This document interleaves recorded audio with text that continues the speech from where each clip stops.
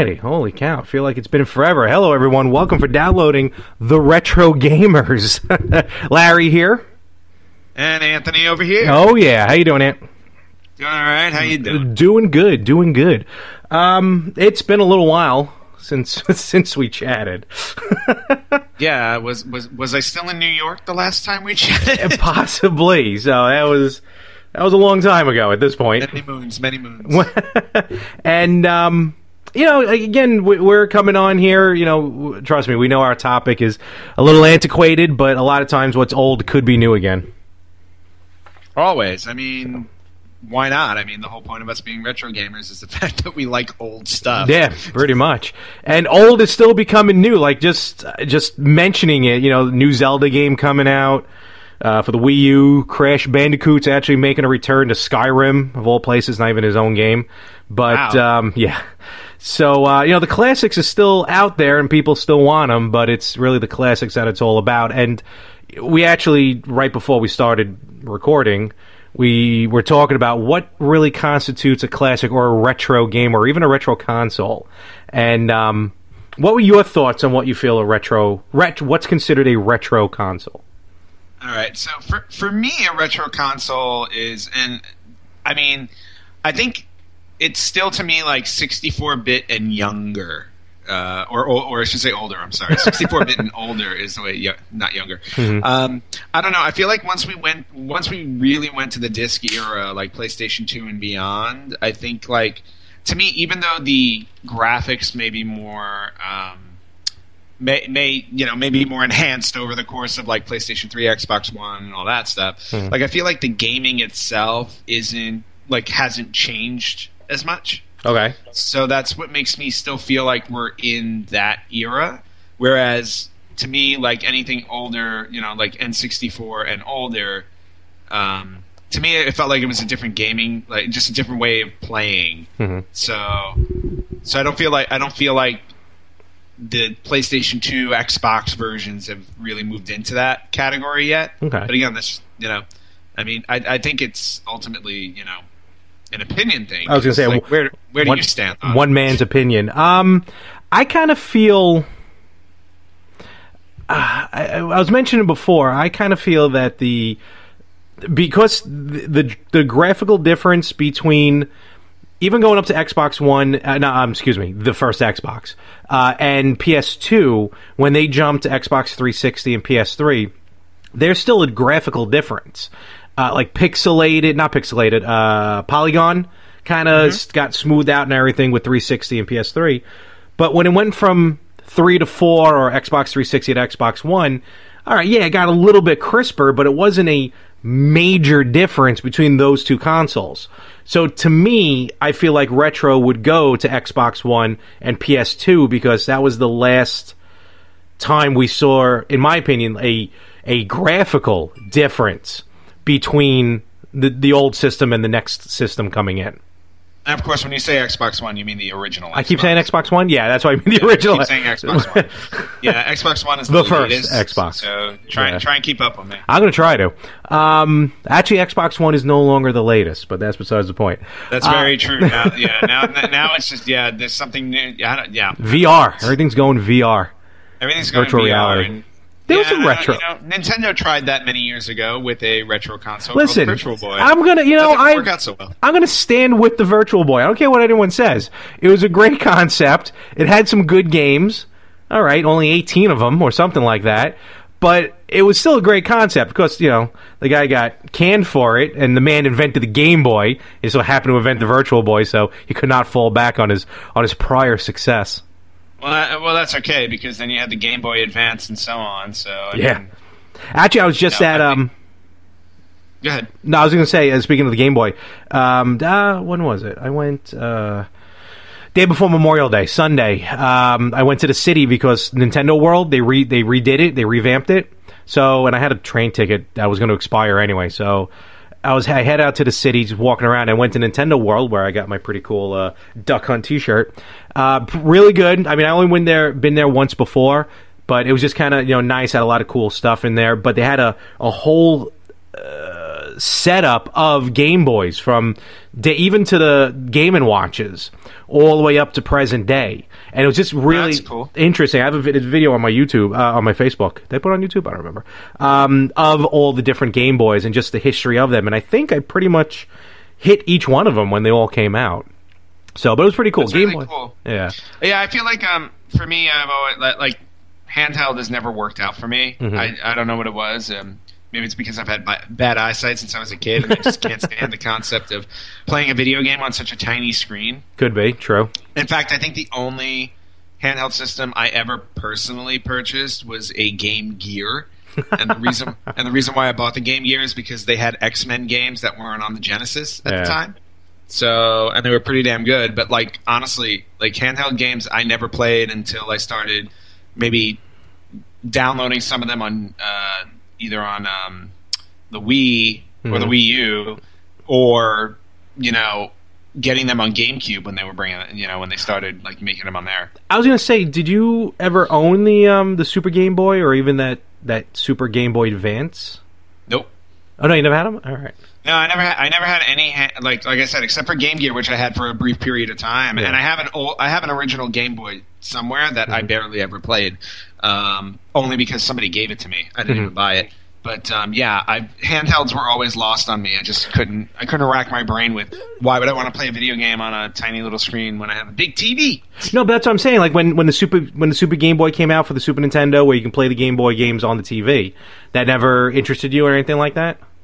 No, because for me, it always felt like the games weren't like, or especially when you go back to the original Game Boy, where like it wasn't even in color. It always felt a little inferior to an actual like Nintendo game or Super Nintendo game, and especially when once 16-bit came along, and you saw how awesome like the Genesis and Super Nintendo games were. For me, like even at that point, like I felt Game Boy was a little old hat. Not saying it was a bad system or anything like just that. Not your choice. It just kind of wasn't working for me. Fair enough. I love the Game Boys. During the summers, me and my family would go like to the beach club and everything, so obviously we didn't have the system, so I got used to the Game Boys. My friends down there had the Game Boys, so we were linking them up. So I think out of almost necessity, I became a real big fan of the Game Boy, and I think I own every iteration except for a couple of the DSs recently. So, but yeah, that's, again, but like you mentioned, have you downloaded any of them on the Wii U console? Any of the Game Boy or Game Boy Advance games? Or even DS games now you can download on it? I think I did. And I haven't played them yet because life has been a little busy lately. But I started downloading the Zelda games because if there's one thing I know I missed out on handheld, it would be the Zelda games, and I'm pretty much a big Zelda fanatic. Yeah. So to skip out on any games that are similar to A Link to the Past, because a lot of the graphics I see from those are kind of follow that format, like Minish Cap. Minish Cap, I recommend. That game was fantastic. Everybody tells me Minish Cap is amazing. So it's like all of those games now that I can, download them on a Wii U console and play them on my big screen. It's like I'm all in for those. That's cool. Have to find a little bit of time to do it. They even they're starting to bring in the some of the Castlevania Game Boy Advance games. Those awesome. Are really good because they play like. Not as good. Nothing's as good as Symphony of the Night, but they play like Symphony of the Night. So definitely try and check those out when you get a chance. Yeah, Symphony of the Night was probably one of my favorite games. They just I know we've had a conversation before of having the original games with the original consoles versus playing the virtual consoles. But with the backward compatibility of the Xbox One, Symphony of the Night on 360 became available on one, and awesome. And I started picking it up again a little bit. And what's cool about it now on Xbox One, I can actually try and broadcast it onto Twitch or YouTube or something like that. But be that as it may, I've been getting into Symphony of the Night again, and you forget, which is good in my opinion. You forget how good it is, and it's almost you forget how to play it, which gives you that nostalgic feel of when you first started playing the game and you had no idea how to play it. Yeah, which is great. It's like that's with any retro game, though. It's like if you let enough time go by without playing it, when you get back in, it's like it's familiar to you because you remember playing it, but you don't remember all the exactly. Pieces. It's like when I go back and play the original Legend of Zelda, I can fly through that like first quest in under an hour because I've played it so many times. But get me to sit down and play the second quest, which I probably beat maybe twice. And, there's so much time in between. It's like I forget it all and I got to do it all over again. I don't think I've ever actually played the second quest. Second quest is awesome. Not even with the code. I don't know why. Just never. Actually, you know what? I'm going to go on record. I don't think I've ever beat Zelda, now that I think about it. I think I've gotten that far into it, but I just never got enough to beat Ganon or get that far. I would say that surprises me, but I remember us having a conversation years ago about video games and how you said that, like, almost all the video games you've ever purchased you've never beat. Oh, yeah, no, my beating ratio is very, very low. So, not that it's saying that I never had fun with the games. I think my attention span to it never let me really stay with the game, because as soon as I get a new one, the old one went to the wayside. So, no matter how good it was. Right, and for me, it's like as soon as I buy a game, it's like I don't care what I got to do, come hell or high water, I want to beat it. Yeah, of course, now I'm slowly beating. I've definitely become more like you, where I buy games with the intent to play them. Yeah, exactly. And then it's hard for me to find the time to actually do it. In fact, I just started 3 months ago Batman Arkham Asylum. Oh, really? That rare retro, the rare replay, the 30. Yeah, that's the one that I have shrink wrapped. Oh, and it's only because of Battletoads. That was the only reason. I think I played Battletoads twice. You mean the most impossible game in the world? Oh, please, don't even get me started. And then I stopped playing the system up until recently when I started playing The Division, which for newer games is absolutely fantastic. That's the first game in a long time where like I'm trying to beat it. But I'm trying to, even as we speak, I can probably count on my hand on just a few games. I did, but I think the last time on like Super Nintendo where I was like that, where I bought the game and I was hell bent on finishing it, was probably Link to the Past, and then on N64 actually would have been Ocarina of Time. Yes, both worth the work too. Oh, totally. Those games are amazing. Totally. Well, maybe our next topic of discussion can be games that we actually have beaten. Yeah, honestly, you're right. Well, that's gonna be a short one, because. Well, for you maybe. Well, here, real quick, what's the first game you ever beat? First game I ever beat was Super Mario Brothers. Oh, okay. Mine was Contra. Interesting. Yeah. I'm sure it was with the Konami code, no doubt. Yeah, I was going to say with the code. That's all right. I was 8, I think. Maybe 10. No, I think the first game I ever beat was Super Mario Brothers, followed by... Well, actually, no. Am I lying? I may be lying, because the first system I actually had was an Atari 2600. Ooh. But...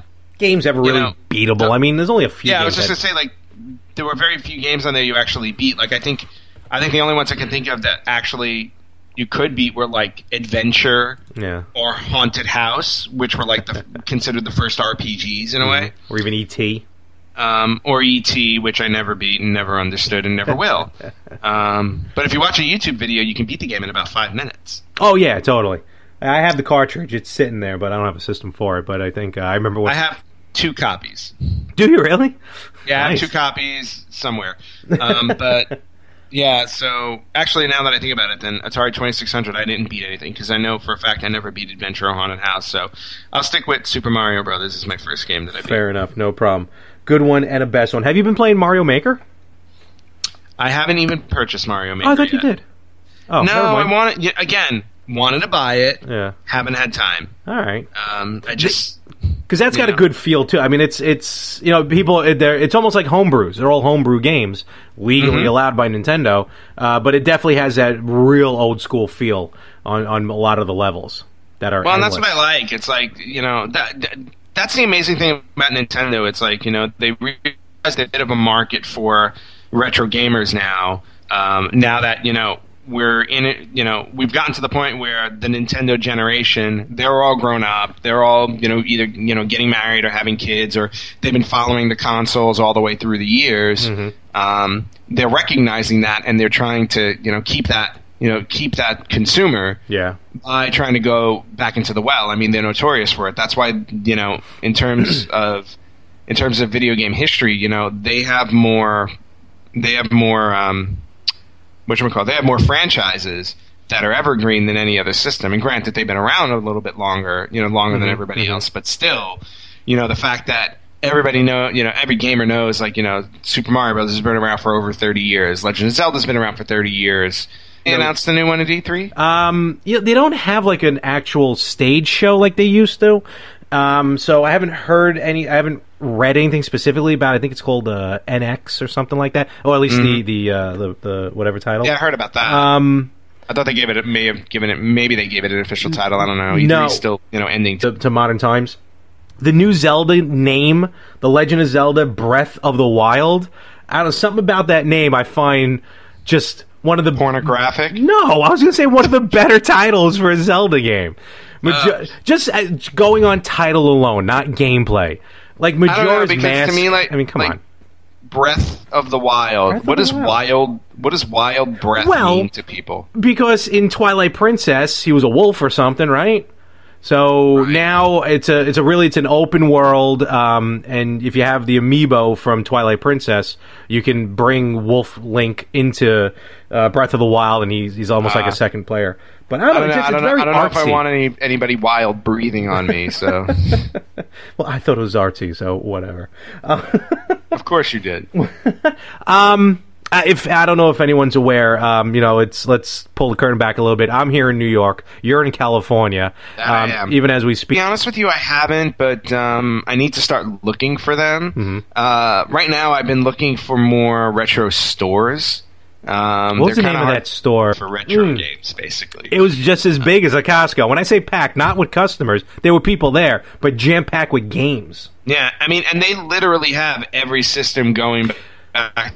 Odyssey. They were one of the few system places where I found that Sega CDX, the high Geo system. Geo. They were like $1,000 brand new back then, and the game $250 for the honestly. Games. It was insane. It was absolutely insane. It was like, who would have bought that? I'm still lamenting the fact that I never owned a Sega Saturn. Just for the fact that I didn't get a chance to play Shining Force 3. As soon as you said Saturn, that was the game that popped in my head. That is the quintessential role-playing game, supposedly, of all time. And Shining Force 1, in my opinion, of games I've played, is the best RPG I've played. I loved it. Yeah, no, there's no question about it. And I beat it. I've beaten it. Yo, you beat it? I did beat it. I think I have it on... Xbox 360, there's that Sega Classics. I was going to say there was a compilation, which I have on PS3 that has it. Yeah, so I have it there. It's waiting for me, and I'll get back to it eventually. To me, it was the only RPG. Yes. Whereas every other system, it's like, oh, you have to pick 3 guys, and the other people have to sit out. And I'm like, well, I want to play all of them. No, you're exactly right. That turn base, of the I love, and that's when Final Fantasy. Oh, what the hell was the name of that? That had the same gameplay. Tactics? Yes, that. When that came out, I started playing that. It's 2 tonight now. I might as well take advantage of it while I actually have a free evening. I think that that compilation disc may have also had Shining in the Darkness, which was the Game Gear version. No, it wasn't the Game Gear version. Yes, you're right. It was before Shining Force. Right, and I remember trying it. But I didn't find it very appealing, only because it was like it was first person. It was text based. Yeah, it was first person text based, and you were going through like a maze at least to start. And I was never fond of those types of games. I didn't mind those. It depends on what it is. Right, but Shining Force 1 just like literally blew my mind. In fact, I actually have it on Genesis. I still have the. Oh, yeah. I have it with the box, and then I also have Shining Force 2, just the cartridge. There you go. Yeah, games I love, I have no problem like spending money and having to buy the originals. You know what it was that I actually downloaded Virtual Console. There was a Game Gear Shining Force. I forgot the name of it. That I downloaded on the 3DS. I started playing, but now I'll probably play that before I go to sleep. And you know what you need to download? You need to download the Legend of Zelda games that were on CDI. No, no. Oh my God, what were the names of those? Those were the. Oh God, I don't even want to know. But it is excuse me or something like that. What did he used to say? Excuse me, Prince. That's what it was. Yes. Poor Captain Lou running around. I worked for the company that made that. Yeah. What a shit. I have it on DVD somewhere. I gave it to you. The the company I work for. That's true. Thank you, Deke. The the Zelda. It's funny how CDI is the only system that actually had a true Zelda game starring Zelda. Yeah. No, it's true. It's really weird, right? Oh my god! And they made Zelda. Zelda made her way over to like Super Smash Brothers. Well, yeah, but it wasn't her own game. It's almost like Nintendo signed the deal with CDI. Who was that? Philips or no? It was Sony. No, who was it? Well, whoever made CDI. Nintendo franchised out their characters, because they also did a few Mario games on that. But almost like Nintendo went, you know what, we're going to purposely give them crappy games so that way they don't get better than our home games. Because there was a Mario Hotel game that is just god-awful, horrible. It's even hard to describe. Oh, I remember that game. Yeah. Yes, I remember hearing about that game. And I never played these games. I'm going to be honest with you. I saw these games watching, I'll give him a shout out, the Angry Video Game Nerd. He did a series with the CDI and these horrible Mario and Zelda games. Super entertaining. He's the best. But, yeah, no, CDI, I'm trying to think what the most obscure system I owned. Like most obscure? Well, obscure meaning like not the top brands, not Sony, Nintendo, or Sega. Yeah, like a third-party system. I guess. I think I always stuck to the. Yeah, I always stuck to the regulars. I never had a TurboGrafx. I never strayed. Never had a TurboGrafx. The oddest one I could probably, well, not the oddest one, but the strangest one I could probably think of would have been the Dreamcast. But that wasn't really strange. It just died quickly, which was a shame because it was actually a great system. That game got me through a few nights in college because of some of the games that were on there. So that was pretty Resident sweet. Evil Code Veronica I played on that and I loved it. And Nemesis. Yes. Resident Evil 3. Yes. What did I play? I played mostly like Crazy Taxi. It was more like the arcade-based games. Simpsons Hit and Run. Oh god, horrible game but great. That was actually the one. WWF Royal Rumble, it was the first time you had 8 guys on a screen? Or was it 6? Probably 6. First time you had 6 guys on a screen, and back then that was revolutionary. Oh, yeah, forget about it. Anything's better than 4. So. Exactly. Unfortunately, they've never gotten past 6. No, I guess it... No. Oh, I thought one of them had 8. I don't know why. I could be wrong. Don't remember any of them having 8. I mean, even friggin' WrestleFest only had 6. That's a game they got to bring back, or at least bring it back with download it. Yeah, get the new character. You want to put new guys in, go right ahead. But they did remake it for your phone. They did. Not the same, but kind of the same. So, but I'm just trying to think of as far. How did we get to this? How did we get to this conversation? This is the beauty of a podcast. Just let it run. We had something in the beginning, which I'm not going to remember anymore. That's right. We were talking about what makes a console retro. Right, what makes a console retro, and we've gone all over. We've gone from super retro to Xbox One. That's how that works, and we almost got a half hour of stuff. So that's the beauty of this whole thing. People that are still listening to this. There you go. Yeah, they're having a blast. We're getting some more people. You follow your followers will also hit as well. Be tweeting this out, my friend. Yes. My increasing popularity will definitely help. I still have I still got an original Genesis in my closet, which I hooked up to my TV once, but it's difficult to hook up the old systems to new TVs. Yes, it is. And there's like half a millisecond of delay, which throws me off my game, literally speaking. So I can't even hook it up to my TV, but I got a perfectly good Genesis sitting in my closet. Easy way to fix that problem. Go to Salvation Army and get a tube TV. I've thought about it, trust me. Yeah, I mean, I have going back to Atari, I have Atari 2600, NES, Super NES, Genesis. I have the original Sega CD hooked up to the Genesis. Ooh, nice. Which one? Which design? The tray? The design that where you had to put the whole Genesis on the left side of it. Oh, okay. So not the one on top where you put it on top. Right, and the CD was on the right? Yes. Okay, that's one I had, yeah. And I still have, like, Sewer Shark, Night Trap. Night Trap. I didn't have WWF Rage in the Cage. Rage in the Cage. Come on now. I think Sewer Shark was a pack-in game. I think that came with the Sega CD. It was a pack-in game, and it was the most annoying game in the world. 6, niner. Although I will say, like, nothing beats playing the music video games. Oh, CNC Music Factory? It was CNC Music Factory, and then they had Crisscross. Did they have Marky Mark as well? They also had Marky Mark and the Funky Bunch. Yes. They were terrible. They were terrible. Oh my God! You paid $50. You paid $50 for a game where literally they just ran 3 screens and you just chose which clips you wanted to put in. I was going to say, how did they even play? Because I know a lot of the Sega CD games was more just like you hit a button at the right time. There was a That's what those were. They basically gave you 3 screens. One screen was the original music video, and then the other 2 screens were just whatever footage they got rights to. And what would happen is you would press a button on the screen based on what footage you wanted in the video as the song was playing. Yeah. And so it was like you were editing together your own version of the music video, and then it would play back whatever you edited together for the music video. It was stupid. It was just stupid.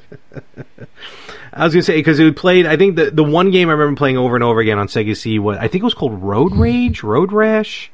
It looked like an anime. And you had to hit the button at the right time, otherwise the car would just careem off like the side of the mountain or something. You know which one I still have? I have the Mighty Morphin Power Rangers. Oh my God. And that was the same thing. It was the first 5 episodes of the show. And basically you're watching the episode, but you just have to press the arrow when it shows up on the screen in time so the show would continue.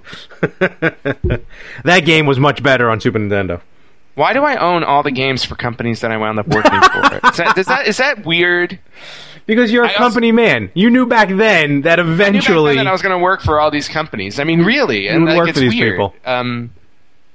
I also have the Super Nintendo game of Power Rangers. And that game rocked. Well, the game rocked, but I remember the day I bought it, I was so happy because I ordered it at my local video store that I was working at the time because I was working, as a loser. I forgot about that place. Yeah.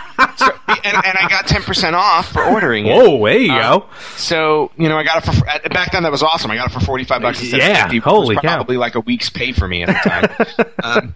Bring it home. I play it for like half an hour, and I beat the game, and that was it. And I'm like, what the fuck? That's all right. Oh, that's too funny. But and then I played it over and over again. the replay value, that's what it's all about. Well, there really wasn't a replay value. I just wanted to get my money's worth. So, other than that, I think that's pretty much about it. I'm planning on, I got The Division going on, is really the only recent game I've been playing, but I got a lot of, actually I downloaded, which I started playing, Nintendo released on the Virtual Console, the original Pokemon games, which I've never played before. I've never played a Pokemon... Yeah. Well, that's not true. I've never played the original Pokemon games, but I played Stadium on N64, and those games are awesome. Yeah. Those games are awesome. And Pokemon Snap, which was a very strangely entertaining game, and I don't know why. No, I remember, feeling guilty for playing it because it was I found it so fun. I've heard that because you just go around taking pictures. You go around taking pictures, but for some odd reason, there's some crazy appeal to trying to get the right pictures. And... Well, you used to do kind of photography. Well, you used to take pictures a lot back in the day. I remember. Not professional, but you know what I mean. Like when we used to go to the shows I used to and take everything. Pictures, and now, of course, I'm into filmmaking. Well, one better. Pictures have always been my thing, but I have no idea why that one was appealing. In fact, it's very strange because if I look at my N64 collection, I think a quarter of my games are wrestling games, and then another quarter of my games are Pokemon games because I've got 2 Pokemon Stadiums, Pokemon Snap, and Pokemon Puzzle League. Okay, Pokemon Puzzle League rules. Which is also ridiculously addicting. It's Tetris 2. That's what it is with a cover on it. So, Pokemon Puzzle League. I can tell you right now, at college, in my dorm room, even when I'm not in the room, I'd be walking down the hall, and everyone would be in that room. For some reason, Pokemon Puzzle League was just the game to play in Earl Hall back from 1998 to about 2000. And you just walking down the hall, you just hear because you had to pick 3 Pokemon, and all it was just, it was best 3 out of 5. That's really what it was. But every time you cleared a line and everything, you hear like Squirtle, Pikachu, they such Yep. This probably explains why I really didn't have a girlfriend as much through college, but the game was fantastic. And that's just one of the many reasons. I had friends, so. But you did. You had me, and that's also why I didn't have a girlfriend. meant at college. I went to college. Not my college. No, not your. No, hell no. I went to too many colleges. I went to one, and look where I'm at, and look what you're doing. So, who made the right choice? Well, it's still up for debate. But so they released Pokemon Red, Blue, and Yellow. I ended up picking Blue, just 'cause it's my favorite color. Okay. And I don't think Red and Blue weren't really much different, except probably for the Legend Pokemon or whatever. And Yellow was just a jazzed up version of the first two. But I started playing it, and again, I've never played them before, but I can definitely see the appeal back then of just, trying to, catch them all. And even it holds up today, to be honest with you. Like, I look at the new ones, and I'm like, but... I don't know. To me, they always looked like a video game version of Tamagotchi. Oh, they totally were. Don't get me wrong. Yeah, and that's what bugged me about it, because, like, I guess even back then I didn't see the appeal of... I'm playing it... I have to play this video game, like, well, at least with Tamagotchi, it's like I got to play this thing like 24 hours a day just to make sure it like stays alive. It was so weird to me. It wasn't as almost much wasn't Animal Crossing like that? Animal Crossing is kind of like that, where it's playing 24/7. But also remember, was it Sonic Adventure or Sonic Adventure 2, where you downloaded like the Tamagotchi type thing onto the Dreamcast memory card? Oh, I don't remember which one it was. Chocobo, what they call it? No, that's in Final Fantasy. I don't remember what they called it, but I know what you're talking about. But that was another thing that was like that. But Pokemon was just more... It seemed like it, but you just kind of... You capture them. You don't really have to worry about raising them too much. But it's just battle. That's all it is. Just battles, and that's pretty much about it. But it's strategy, and it's a pretty cool, fun game. Even for 2016. It's not too bad. For $10, you can't beat it. So. No, very true. Although... I have way too many games that I need to play, so buying some now is definitely ill-advised. Unless I go back, I like to do retro shopping though. If I ever come across old video games, I have no problem, like at garage sales and stuff like that. I have no problem buying them all. Actually, I just bought on my computer. If we're talking about retro games, how about a retro PC game? Retro PC game. I was never a big PC gamer. Neither was I. Are we going on too long? No, I was just giving you... Wow, okay. I was just giving you a heads up. That's okay. It's just... That's okay. I know usually podcasts are I think 15 or 20 minutes, and we're just running our mouths. No, that's fine. I'm the one with all the controls and the timer. All right. Well, no problem. Fourth wall destroyed. Okay. Yes, because people who would listen to this don't realize. Anyway. But... yeah, retro PC games, there were only a handful of games I really, really enjoyed, but I recently downloaded Theme Hospital, which was one of my favorites. I remember Yeah, Theme Hospital was basically it was like The Sims in a hospital. So it's like you built a hospital and you made sure the patients got taken care of, and when you built a good enough hospital, you moved on to the next stage. It's kind of like in that Roller Coaster Tycoon vein, but for hospitals. And it was actually super fun. And that also reminds me of probably one of my favorite PC games ever, Seventh Guest. Oh, yes. Was that the one with the Scissor Man villain or something like that? No. That was Clock Tower. Oh, yes. I'm sorry, yes. No, Seventh Guest was the one that... It took place in a creepy mansion, and it was, I think, it was one of the first games to use, full motion video. Oh. So you actually had cutscenes, so you would walk through this mansion and solve puzzles, and when you solved the puzzles, you would get a cutscene to find out what happened to the guests in this mansion. Oh, wow. Because they all died. So it was a very cool, horror-based game, and in fact, they made a sequel called The 11th Hour, which wasn't very good.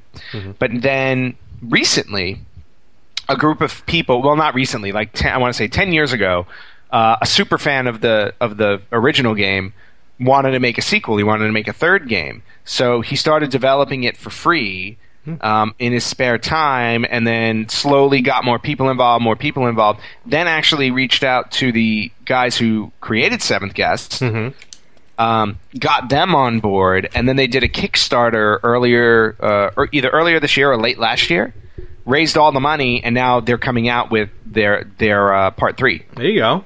Yeah. So all right. And I have actually purchased that, so I'm just. Oh, did you? That's cool. Oh yeah, no, I would totally play that game. So is it like considered an official third sequel, or just a homebrew? No, it will be considered an official sequel because cool. they got the rights from the actual company, and in fact, they even hired the original actor who played the villain in the first one. Oh, there you go. That's pretty sweet.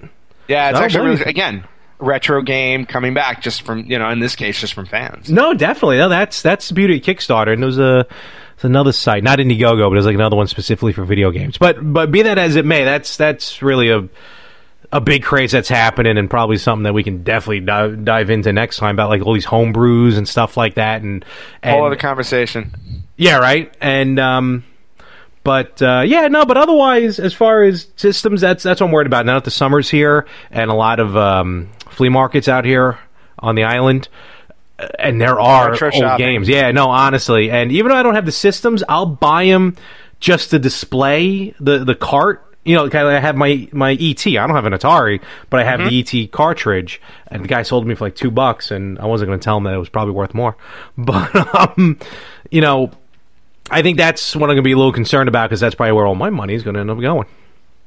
Yeah, well, you know what? I mean, there's nothing necessarily wrong with that as long as you enjoy it. No, true, but I also don't have any room. I mean, look at this. I've been to your place, and yes, you are out of room. I, on the other hand, have plenty of room. There you go. So I can load up at will. Perfect. And so do you have it? So what's going to be next for you that you're going to play? I guess tonight you said you're going to play some Shining Force. I have a feeling Shining Force 2 now is going in my system, so I'm going to pull out Arkham Asylum and once again go backwards. But you know what? Nothing wrong with that. I mean, that's my appeal will always be retro games, despite how cool newer games are. That's where my heart is. Hey, listen, you just said it. Whatever works for you, right? Yeah, and of course. What I should be doing is work, but that's for the rest of the days. That's what the weekend's for. That's very true. The weekend when you panic, yeah, right. By Monday. So, and tonight I'll probably be either playing Pokemon or one of the other virtual games I may have on my whatever systems. So. Sounds like you sure you don't want to you sure you don't want to play me in like WWE 2K16? Do you have it for PlayStation 4? No, I have it for Xbox One. Oh, okay then. Well, maybe 2K17 will work. I was just gonna say for 2K17, you better buy it for the Xbox One. Maybe I will. I've been using the Xbox a whole lot more, so. Well, you're gonna have to, because I'm gonna make you. Fair enough. And with that, I think the Retro Gamers, we're back, and it looks like we're gonna have a lot to talk about. And Anthony, about 40 minutes worth every time. Too. Well, maybe we'll see what the people have to say. But be that as it may, I'm Larry. And I'm Anthony. And thank you for joining us for the Retro Gamers, and we'll catch you all next time. See ya. See ya.